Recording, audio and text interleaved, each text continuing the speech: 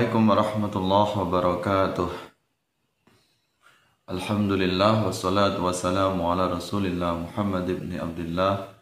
Asyhadu an la ilaha illallah wahdahu la syarika lah wa asyhadu anna Muhammadan abduhu wa rasuluh. Allahumma shalli ala sayyidina Muhammad wa ala ali sayyidina Muhammad wa ala ashabihi wa ala dzurriyyatihi wa man tabi'ahum bi ihsanin ila yaumil qiyamah. Pemirsa yang dirahmati Allah Subhanahu wa taala, mudah-mudahan Anda semuanya, para guru, para alim, para ulama, sahabat-sahabat semuanya, teman-teman aswaja, selalu dalam lindungan Allah Subhanahu wa taala, dipanjangkan umurnya, dilancarkan rezekinya, dimudahkan semua urusannya, urusan dunia dan akhirat, hajat dunia dan akhirat, dan semuanya apa yang menjadi cita-citanya dikabulkan oleh Allah Subhanahu wa taala. Alhamdulillah, pada kesempatan yang sangat berbahagia ini kita bisa bertemu kembali. Ya, kita bisa bersilaturahim beranjang sana. Mudah-mudahan silaturahim kita ini bisa mendatangkan keberkahan, mendapatkan kebaikan, dan tentunya akan tercatat sebagai pahala atau amal soleh di sisi Allah Subhanahu wa taala. Pada kesempatan ini kita akan membahas tentang keberadaan Allah menurut kaum Ahlus Sunnah wal Jamaah, dan kita akan mengutip pendapat dari mazhab kita, yaitu Imam Syafi'i. Jadi keberadaan Allah menurut Imam Syafi'i, ya, mazhab yang kita pakai, yaitu kaum aswaja, kaum sunni, kaum Ahlus Sunnah wal Jamaah yang ada di Indonesia atau di Nusantara.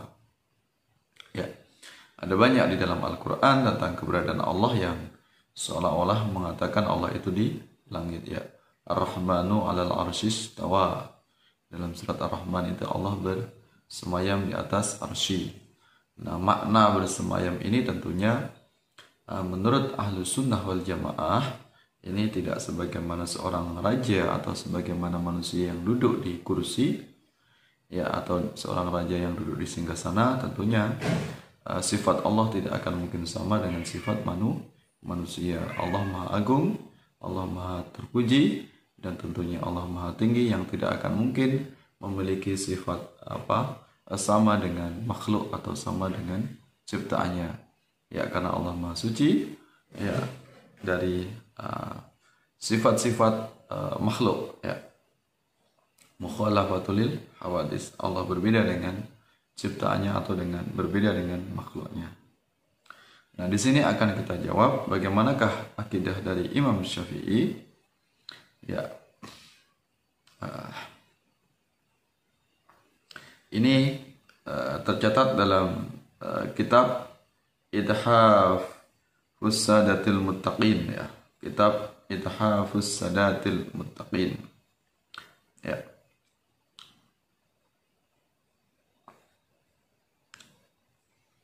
Ini juz 2 halaman 24, ya. Nah, ini penjelasannya tentang akidah dari Imam Syafi'i. Apakah Imam Syafi'i mengatakan Allah itu bertempat di langit atau di arsy atau di luar alam, dan sebagaimana yang difahami oleh kaum mujassimah atau kaum musyabbihah, yaitu kaum salafi wahabi, ataukah berbeda, akan kita jawab di sini.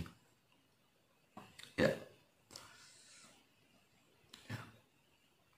Innahu ta'ala, sesungguhnya Allah Ta'ala, Allah yang Maha Tinggi, kana, yaitu ada atau wujud, wala makan, dan tidak bertempat atau tidak menduduki tempat, ya. Jadi Allah itu ada, tetapi keberadaan Allah di sini, Allah tidak menempati ruangan atau tidak menempati tempat. Berarti Allah itu tidak bertempat di langit, tidak bertempat di arsy, tidak bertempat di atas, ya. Fa khalaqal makan, maka Allah menciptakan tempat, ya. Wa huwa ala sifatil azaliyah, ya.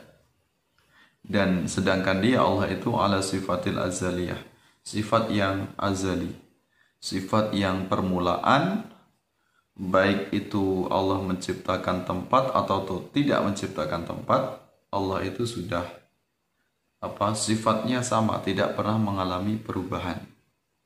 Ya, maksudnya sini Allah menciptakan tempat adalah Allah menciptakan segala alam semesta, termasuk menciptakan arsy, menciptakan langit dan benda-benda yang ada di langit. Ya, nah di sini Allah ini tidak membutuhkan tempat, walaupun Allah menciptakan arsy, menciptakan langit, menciptakan segala benda-benda di langit, bukan berarti Allah butuh kepada makhluk ciptaannya tersebut. Ya, jadi bisa kita katakan bahwasanya Allah menciptakan arsy dan sebagainya, bukan berarti Allah membutuhkan arsy, tetapi itu hanya sekedar sebagai aksesoris saja, karena Allah tidak mungkin sedikit pun Allah akan membutuhkan tempat itu.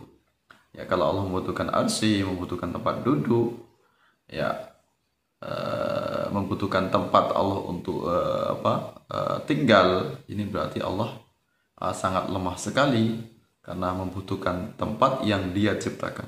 Tentunya Allah Maha Suci dari sifat yang demikian. Ya. Kama sebagaimana kana qabla khalqihil makan, sebagaimana sebelum Allah menciptakan tempat bagi ciptaannya. Ya. Ya. Nah, ini jadi sebagaimana sebelum menciptakan tempat, ya.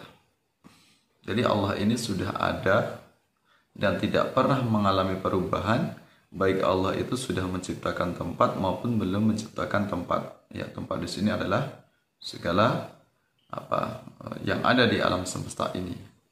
Ya, menciptakan arah mata angin, menciptakan atas bawah kiri kanan, utara selatan timur barat dan sebagainya, dan segala makhluk ciptaannya ini Allah tetap, ya, tidak pernah mengalami perubahan. Jadi Allah tidak pernah mengalami masa kecil, masa dewasa, masa tua, masa renta dan sebagainya. Allah tidak pernah mengalami ketiadaan kemudian menjadi ada, kemudian menjadi tidak ada lagi. Nah, Allah tidak pernah mengalami yang demikian itu, karena Allah itu bersifat tetap. Ya, ya. La yajuzu alaihi taghyir, ya, tidak boleh bagi Allah itu taghyir, perubahan, karena Allah tidak pernah mengalami perubahan fi zatihi, dalam zatnya. Jadi Allah ini ada dan Allah ini memiliki zat, tetapi zatnya ini tidak sama dengan makhluknya dan sedikit pun tidak pernah mengalami perubahan. Ya, berbeda dengan makhluknya, berbeda dengan manusia yang mengalami perubahan siklus hidupnya dari di dalam perut seorang ibu, kemudian dia mengalami masa bayi, kemudian masa balita, kemudian mengalami masa kanak-kanak, remaja, dewasa, dan kemudian menjadi tua, dan kemudian akhirnya tiada lagi. Nah, Allah tidak pernah mengalami yang demikian itu. Jadi bersifat azali. Jadi sejak dari sananya Allah ini tidak pernah mengalami perubahan, karena Allah tidak ada yang menciptakan. Karena Dia adalah pencipta, tentu Allah tidak mungkin diciptakan oleh Tuhan yang lain atau oleh sosok makhluk yang lain. Jadi Allah tidak pernah mengalami perubahan dalam keadaan apapun. Ya, Allah tidak berarah, Allah tidak bertempat. Kenapa Allah tidak berarah? Karena yang menciptakan arah itu sendiri adalah Allah. Kenapa Allah tidak bertempat? Karena yang menciptakan tempat itu sendiri adalah Allah. Sangat tidak mungkin, ya, kalau kita logika saja secara akliyah, nalar, tentu tidak mungkin Allah itu akan menduduki tempat yang Dia ciptakan. Ya, dan mungkin tidak akan mungkin Allah ini akan sama dengan makhluk yang Dia ciptakan. Karena antara sifat Allah atau zat Allah itu tidak akan mungkin sama dengan sifat dan zatnya makhluk, ya, itu. Wala tabdilu fi sifatihi, dan tidak akan berubah atau berganti sifat-sifatnya. Jadi Allah tetap sifatnya sebagai Tuhan semesta alam, yang tentunya dia memiliki sifat yang sempurna, yang tidak akan bisa kita sedikit pun kita samakan Allah dengan makhluknya. Ya, untuk itulah ketika di dalam Al-Quran ketika ada muncul ayat-ayat yang bersifat fisik Allah, misalnya tentang tangan Allah, wajah Allah dan sebagainya, maka kaum Ahlus Sunnah wal Jamaah melakukan takwil, melakukan takwil, yaitu memaknai ayat-ayat tersebut atau ayat-ayat dikatakan sebagai ayat mutasyabihat, ayat yang tidak mudah untuk dipahami secara nalar, maka melakukan takwil, mengalihkan makna yang majazi kepada makna yang lain yang lebih layak untuk Allah, atau juga melakukan tafwid, itu segala maknanya itu diserahkan kepada Allah Subhanahu wa taala. Ya, itu dalam rangka untuk menyucikan Allah agar kita sebagai ciptaannya tidak menjisimkan Allah, ya. Karena kita kaum Ahlus Sunnah wal Jamaah memang bukan kaum mujassimah dan bukan kaum musyabbihah, yang mereka semuanya termasuk kelompok Salafi Wahabi ini yang berfaham mujassimah dan musyabbihah, yang menyerupakan Allah sebagaimana makhluk yang berfisik, sehingga dikatakan Allah itu bertempat di langit. Nah, jadi tidak akan pernah terjadi perubahan dari sifat Allah dan termasuk zatnya Allah. Ya, terus lantas seperti apa? Maka kita tidak perlu membayangkannya. Cukup kita dengan menyaksikan segala kebesaran Allah, ciptaan Allah, menikmati segala hasil ciptanya. Tentu Allah lebih indah, Allah lebih agung, Allah maha tinggi, Allah maha kuasa di atas segala makhluk, di atas segala ciptaannya. Ya, nah ini sebagaimana akidah dari Imam Syafi'i, akidah yang lurus, sebagaimana akidah kita semuanya, akidah Ahlussunnah wal Jamaah yang lurus, yang tidak menyimpang dengan akidah Rasulullah, sahabat dan ulama terdahulu, yaitu ulama salaf, ya.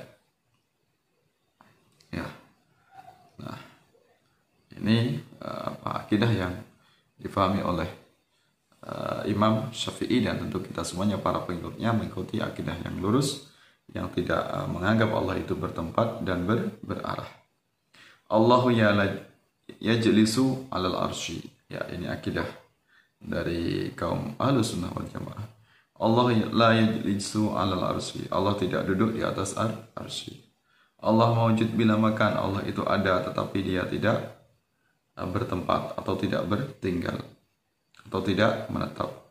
Allah la yaskunus sama. Allah tidak mendiami langit. Allah tidak di langit, tidak bertempat di langit. Allah la yahtaju ila syai'. Allah tidak membutuhkan atau berhajat kepada segala sesuatu. Laisa kamitslihi syai' wa huwas samiul basir. Allah la yushbihu syai'an. Allah tidak serupa, tidak sepadan, tidak setara dengan sesuatu apapun. Alaiha nahya wa namut insyaallah. Ya, baginya kami hidup dan mati insyaallah. Itulah akidah dari kaum Ahlus Sunnah wal Jamaah. Akidah yang lurus, akidah yang tentunya mendapat ridho dari Allah Subhanahu wa taala, akidah yang sebagaimana difahami oleh sahabat, oleh Rasulullah, sahabat generasi setelahnya. Mudah-mudahan kita semuanya tetap berpegang teguh kepada akidah Ahlus Sunnah wal Jamaah yang tidak menganggap Allah serupa dengan makhluknya, karena Allah memang tidak serupa dengan segala apapun, segala ciptaannya.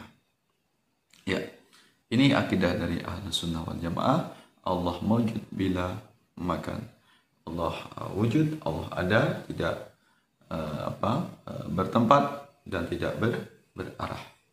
Mudah-mudahan bermanfaat, mudah-mudahan bisa difahami. Mohon maaf atas segala kekurangan, segala kesalahan.